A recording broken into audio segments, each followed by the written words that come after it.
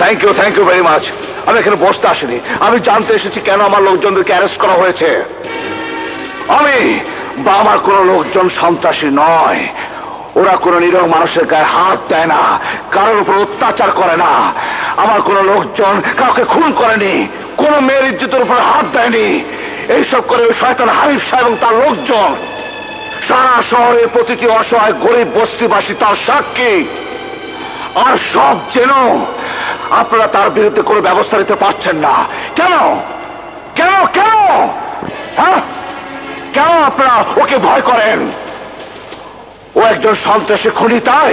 হ্যাঁ, ওর পকেটে টাকা আছে, ওর হাতে ক্ষমতা আছে, তাই কি ওকে আপনারা প্রোটেকশন দিচ্ছেন, ওকে বাঁচাতে চাইছেন?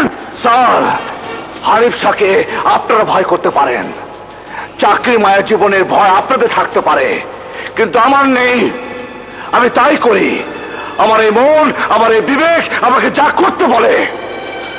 সুলতান টেক্সটাইল, আমার লোকজন পাপের টাকা খায় না, ওরা নিজেরা সৎভাবে শ্রম দিয়ে পেটের ভাত জোগাড় করে।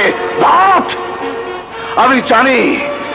আমার সমস্ত লোকজনদেরকে গ্রেপ্তার করেছেন ওই হানিফ শাহ নির্দেশে, তার হুকুম তামিল করতে। কিন্তু এবার এবার এবার আমি কিছুই বলবো না। শুধু মনে রাখবেন, আমি কোনদিন আপনাদের করার কথা ছিল, এখন সিদ্ধ আপনাদের। সুলতান না হানিফ শাহ, না অন্যায়, সিদ্ধান্ত হবে আপনাদের। ওকে, এন্ড গুড বাই।